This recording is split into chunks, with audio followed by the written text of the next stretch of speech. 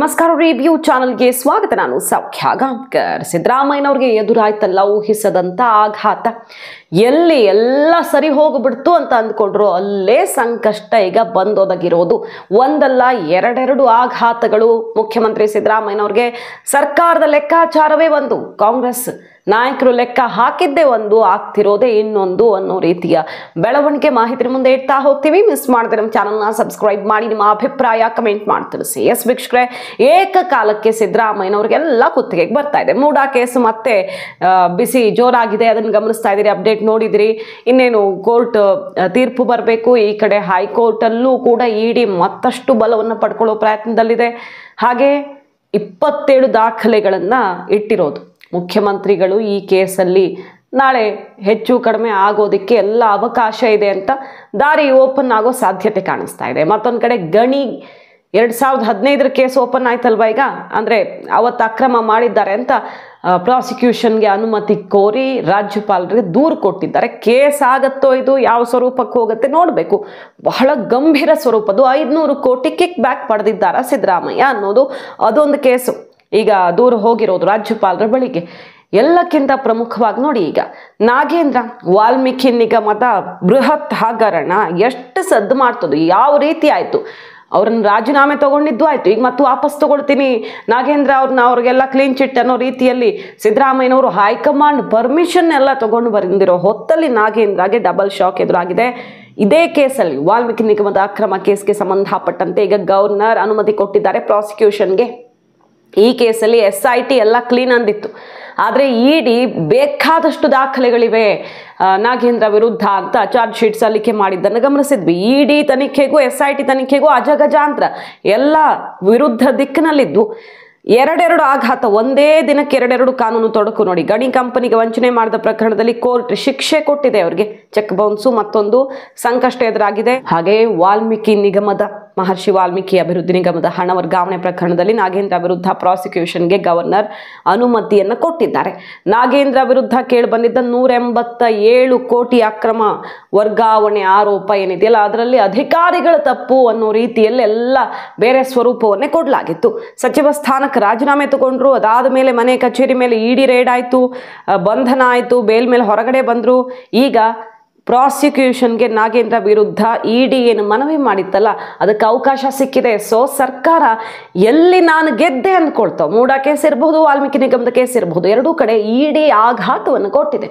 ಅಲ್ಲಿ ಸಿದ್ದರಾಮಯ್ಯನವ್ರಿಗೆ ಇಡಿ ಶಾಕ್ ಆದರೆ ಇಲ್ಲಿ ನಾಗೇಂದ್ರಗೆ ಅನುಮತಿ ಸಿಕ್ಕೇ ಬಿಟ್ಟಿದೆ. ಸೊ ಇನ್ನು ಮುಂದೆ ಈ ಕೇಸು ಬೇರೆ ಸ್ವರೂಪ ಪಡ್ಕೊಳ್ಬಹುದು.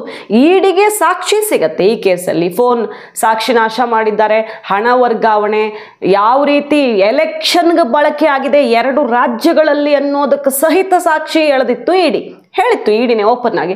ಬಟ್ SIT ಏನೂ ಇಲ್ಲ, ಅಧಿಕಾರಿಗಳು ಏನೋ ಮಾಡಿದ್ದಾರೆ ಕಳ್ಳಾಟ ಅನ್ನೋ ರೀತಿಯಲ್ಲಿ ಹೇಳಿತ್ತಲ್ವ. ಈಗ ಇಡಿ ಮನವಿಗೆ ರಾಜ್ಯಪಾಲರು ಪ್ರಾಸಿಕ್ಯೂಷನ್ಗೆ ಅನುಮತಿಯನ್ನು ಕೊಟ್ಟಿದ್ದು ಈಗ ಶುರು ಆಗತ್ತೆ ಆತಂಕ.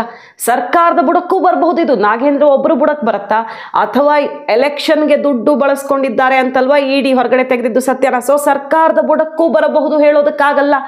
ಸಂಕಷ್ಟ ತೀವ್ರ ಸ್ವರೂಪದ್ದಾಗುವ ದಟ್ಟ ಸಾಧ್ಯತೆ ಕಂಡು ಬರ್ತಾ ಇದೆ. ಯಾಕಂದ್ರೆ ಆರ್ಥಿಕ ಇಲಾಖೆ ಒಪ್ಪಿಗೆ ಇಲ್ಲದೆ, ಹಣಕಾಸು ಇಲಾಖೆ ಒಪ್ಪಿಗೆ ಇಲ್ಲದೆ ಇಷ್ಟು ಹಣ ವರ್ಗಾವಣೆ ಹೇಗೆ ಅನ್ನೋದೇ ಅಲ್ವಾ ಪ್ರಶ್ನೆ ಬಂದಿದ್ದು. ಇದು ನೇರವಾಗಿ ಸಿದ್ದರಾಮಯ್ಯನವರು ಕನೆಕ್ಟ್ ಆಗಿದೆ ಅನ್ನುವ ಆರೋಪ ಇತ್ತಲ್ವಾ. ಸೊ ಈಗ ನಾಗೇಂದ್ರಕ್ಕೆ ಸಂಕಷ್ಟ ಎದುರಾಗಿರೋದ್ರಿಂದ ಇದು ಮುಖ್ಯಮಂತ್ರಿಗಳ ಕುತ್ತಿಗೆ ಬರಲ್ಲ ಅಂತ ಹೇಳಕ್ಕಾಗಲ್ಲ. ಆಳ ಆಗಲ ಮುಂದುವರಿತಾ ಹೋದಾಗೆ ಏನು ಬೇಕಾದ್ರೂ ಆಗಬಹುದು ಅನ್ನೋದು ವಿಚಾರ. ಮತ್ತೊಂದು ಕಡೆ ಈ ಚೆಕ್ ಬೌನ್ಸ್ ಕೇಸಲ್ಲೂ ಕೂಡ ನಾಗೇಂದ್ರಗೆ ಆಘಾತ ಎದುರಾಗಿದೆ. ಏನದು ಅಂತ ಕೇಳಿದ್ರೆ ನೋಡಿ, 1.25 ಕೋಟಿ ರೂಪಾಯಿ ದಂಡ ಪಾವತಿಸುವಂತೆ ಈಗ ಜನಪ್ರತಿನಿಧಿಗಳ ನ್ಯಾಯಾಲಯ ತೀರ್ಪು ಕೊಟ್ಟಿದೆ. ಬುಧವಾರ ಪ್ರಕರಣದ ತೀರ್ಪನ್ನು ಕೊಟ್ಟಿದೆ.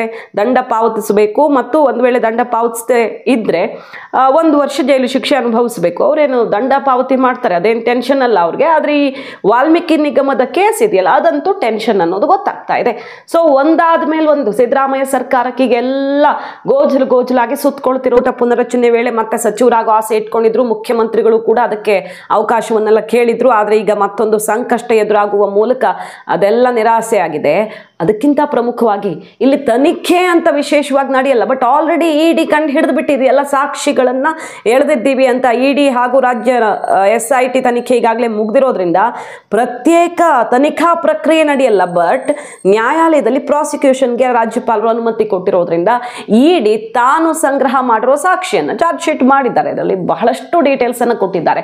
ಅದನ್ನು ಸಾಬೀತು ಮಾಡುವಲ್ಲಿ ಯಶಸ್ವಿ ಆದರೆ ಕೋರ್ಟ್ ಎದುರು ತಾನು ಸಂಗ್ರಹಿಸಿರುವಂಥ ಸಾಕ್ಷಿಗಳ ಮೂಲ ಮತ್ತು ಅದೆಲ್ಲವನ್ನ ಖಚಿತಪಡಿಸುವಲ್ಲಿ ಯಶಸ್ವಿಯಾದರೆ ಈ ಅನುಮತಿಯಲ್ಲಿ ಸಿಕ್ಕಿರುವಂಥ ಅವಕಾಶದಲ್ಲಿ ಸಂಕಷ್ಟ ಎದುರಾಗುತ್ತೆ. ಅದು ಮುಖ್ಯಮಂತ್ರಿಗಳ ತನಕನೂ ಹೋಗಬಹುದು. ಮಿನಿಸ್ಟರ್ ಆಗಿದ್ದಂತಹ ನಾಗೇಂದ್ರಗೆ ಸಂಕಷ್ಟ ಕಟ್ಟಿಟ್ಟ ಬುತ್ತಿ ಅಂತಾನೆ ಈಗ ಎಕ್ಸ್ಪರ್ಟ್ಸ್ ಹೇಳ್ತಾ ಇರೋದು. ಸೊ ನ್ಯಾಯಾಲಯದ ಪ್ರಕ್ರಿಯೆ ಹೊರತುಪಡಿಸಿದಂತೆ ಯಾವುದೇ ತನಿಖಾ ಪ್ರಕ್ರಿಯೆ ಹೊಸದಾಗಿ ನಡೆಯಲ್ಲ.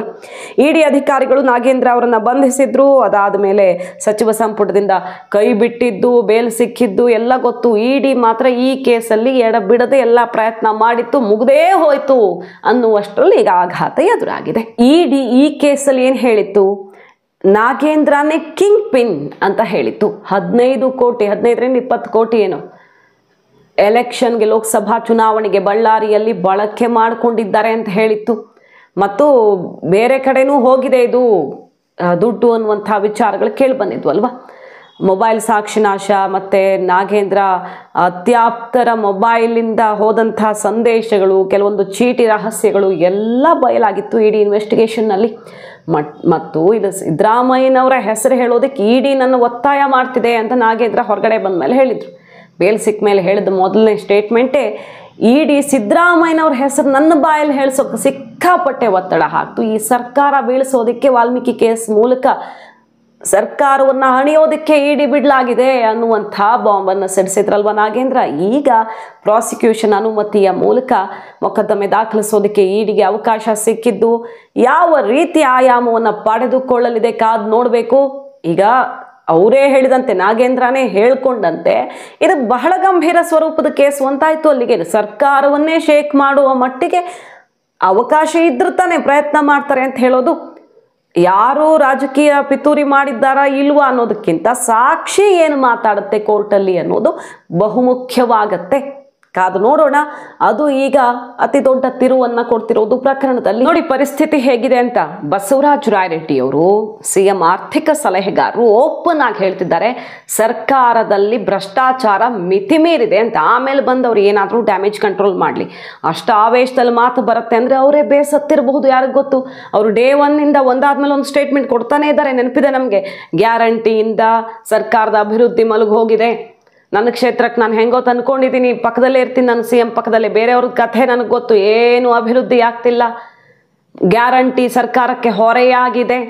ಮತ್ತು ಏನು ಈಗ ಲೇಟೆಸ್ಟ್ ಅಂದರೆ ಭ್ರಷ್ಟಾಚಾರದಲ್ಲಿ ಕರ್ನಾಟಕ ನಂಬರ್ 1, ಅಭಿವೃದ್ಧಿ ಕಾರ್ಯ ಆಗ್ತಿಲ್ಲ, ಕಾಮಗಾರಿಗಳು ಅತ್ಯಂತ ಕಳಪೆ, ಬೇಗ ಬೇಗ ಬಿದ್ದು ಹೋಗ್ತವೆ ಕಟ್ಟಡಗಳು. ಇದು ನಮ್ಮ ಸರ್ಕಾರ, ಇವ್ರ ಸರ್ಕಾರ, ಅವ್ರ ಸರ್ಕಾರ ಅಂತ ಅಲ್ಲ ಅಂತಲೂ ಸೇರಿಸ್ತಾರೆ. ಬಟ್ ಈಗಿರೋದವ್ರದ್ದೇ ಸರ್ಕಾರ ಅಲ್ಲ, ಈ ಅವಧಿಯಲ್ಲೂ ಆ ರೀತಿ ಆಗಿದೆ ಅಂತ ಆಯ್ತಲ್ಲ. ಗುತ್ತಿಗೆದಾರರು ನೋಡಿದ್ರೆ BJP ಸರ್ಕಾರದ ಅವಧಿಯಲ್ಲಿ ಸಿಕ್ಕಾಪಟ್ಟೆ ಇತ್ತು, ಅವ್ರಿಗಿಂತ ಈಗ ಜಾಸ್ತಿ ಇದೆ ಅಂತ ಸ್ಟೇಟ್ಮೆಂಟ್ ಕೊಟ್ಟಿದ್ದು. ಅದಕ್ಕೆ ಸೀಲ್ ಹಾಕಿ ಖಚಿತಪಡಿಸ್ದಂಗಿದೆ ಬಸವರಾಜ ರಾಯರೆಡ್ಡಿ ಅವರ ಹೇಳಿಕೆ. ಸೊ ಈ ಭ್ರಷ್ಟಾಚಾರ ತಾಂಡವವಾಡ್ತಾ ಇದೆ ಅಂತ ಪಾಪ ಕಾಂಗ್ರೆಸ್ನ ಶಾಸಕರೊಬ್ಬರು, ಸೀನಿಯರ್ ಒಬ್ಬರು ಒಪ್ಪಿಕೊಳ್ತಿರೋ ಹೊತ್ತಲ್ಲಿ ನೋಡಿ ಎಲ್ಲ ಬಚಾವಾದ್ವಿ ಅಂತ ಅಂದುಕೊಳ್ತಾ ಇದ್ದ ಕೇಸ್ಗಳು, ಹಣದ ಅಕ್ರಮ ವರ್ಗಾವಣೆ, ಭ್ರಷ್ಟಾಚಾರ, ಕಿಕ್ ಬ್ಯಾಕು, ಈ ಕೇಸ್ಗಳು ಈಗ ಕುತ್ತಿಗೆಗೆ ಬರ್ತಾ ಇರೋದು. ಸಿದ್ದರಾಮಯ್ಯನವ್ರಿಗೆ ಎರಡೆರಡು ಇಡಿ ಉರುಳು. ಒಂದು ಕಡೆ ಮೂಡ ಸಂಕಷ್ಟ ಎದುರಾಗಿದೆ, ಇಲ್ಲಿ ನಾಗೇಂದ್ರ ಅವರ ಕೇಸಲ್ಲಿ ಬಿಗಿ ಆಗತ್ತಾ ಈ ಎರಡೆರಡು ಉರುಳುಗಳು ನೋಡಬೇಕು. ಇದೆಲ್ಲ ಹುನ್ನಾರ, ನನ್ನ ವಿರುದ್ಧ ನೋಡ್ಕೊಂಡೇ ಬಂದಿದ್ದೀನಿ ಅಂತಿದ್ದಾರೆ ಮುಖ್ಯಮಂತ್ರಿಗಳು. ಅದು ತನಿಖೆ ಆದಾಗಲೇ ಗೊತ್ತಾಗಬೇಕು ಏನು ಎತ್ತ ಅಂತ. ಅದರ ನಡುವೆ ಈಗ ಗಣಿ ಈ ಲೈಸೆನ್ಸ್ ನವೀಕರಣ ಕೇಸ್ ಕೂಡ ಅತ್ಯಂತ ಗಂಭೀರ ಸ್ವರೂಪದ್ದು ಅಂತ ಅನಿಸ್ತಾ ಇದ್ದು, ರಾಜ್ಯಪಾಲರು, ಸಾಲಿಸಿಟರ್ ಜನರಲ್ ಮತ್ತು ಕಾನೂನು ಎಕ್ಸ್ಪರ್ಟ್ಗಳ ಸಲಹೆಯನ್ನು ಪಡ್ಕೊಳ್ತಾ ಇದ್ದಾರೆ. ಇಲ್ಲೂ ಕೂಡ ಪ್ರಾಸಿಕ್ಯೂಷನ್ಗೆ ಅನುಮತಿ ಆಗುವಂಥ ಸಾಧ್ಯತೆಗಳಂತೂ ಇವೆ. ನೋಡಬೇಕು, ಡಾಕ್ಯುಮೆಂಟ್ಸ್ ಅವ್ರು ಪ್ರೊವೈಡ್ ಮಾಡಿದ್ದೆಲ್ಲ ಹೌದು, ಮೇಲ್ನೋಟಕ್ಕೆ ಅಕ್ರಮದ ಸುಳಿವು ಸಿಗ್ತಾ ಇದೆ ಅಂದರೆ ತನಿಖೆಗೆ ಅವಕಾಶ ಮಾಡಿಕೊಡ್ಲೇಬೇಕಾಗತ್ತೆ, ಅಲ್ಲಿ ಪ್ರಾಸಿಕ್ಯೂಷನ್ಗೆ ಅನುಮತಿ ಆಗಲೇಬೇಕಾಗತ್ತೆ. ಹಾಗಾಗಿ ಕಾನೂನು ಪರಿಶೀಲನೆ ಮಾಡ್ತಾ ಇದ್ದಾರೆ ಈಗ ರಾಜ್ಯಪಾಲರು ಇದಕ್ಕಿರೋ ಅವಕಾಶಗಳ ಬಗ್ಗೆ. ಸೊ ಬ್ಯಾಕ್ ಟು ಬ್ಯಾಕ್ ಸಿದ್ದರಾಮಯ್ಯನವ್ರಿಗೆ ಈಗ ಆಘಾತ ಮೇಲೆ ಆಘಾತ. ಒಂದು ಕಡೆ ಡಿ ಕೆ ಶಿವಕುಮಾರ್ ಅವರು ಮುಹೂರ್ತ ಫಿಕ್ಸ್ ಮಾಡಿರೋ ಹೊತ್ತಲ್ಲಿ, ಸಿದ್ದರಾಮಯ್ಯನವ್ರಿಗೆ ನವೆಂಬರ್ ಡಿಸೆಂಬರ್ ಮುಹೂರ್ತ ಫಿಕ್ಸ್ ಆಗಿರೋ ಹೊತ್ತಲ್ಲಿ ಒಂದು ತಪ್ಪಿಸ್ಕೊಂಡ್ರೆ ಇನ್ನೊಂದು ಅನ್ನೋ ರೀತಿಯಲ್ಲಿ ಈಗ ಸಂಕಷ್ಟಗಳ ಸರಮಾಲೆಯೇ ಸುತ್ತಿಕೊಳ್ತಾ ಇರೋದು. ಮಾಹಿತಿ ನಿಮ್ಗೆ ಇಷ್ಟ ಆಗಿದ್ರೆ ಮಿಸ್ ಮಾಡದೆ ನಮ್ಮ ಚಾನಲ್ನ ಸಬ್ಸ್ಕ್ರೈಬ್ ಮಾಡಿ, ನಿಮ್ಮ ಅಭಿಪ್ರಾಯ ಕಮೆಂಟ್ ಮಾಡಿ ತಿಳಿಸಿ. Thank you.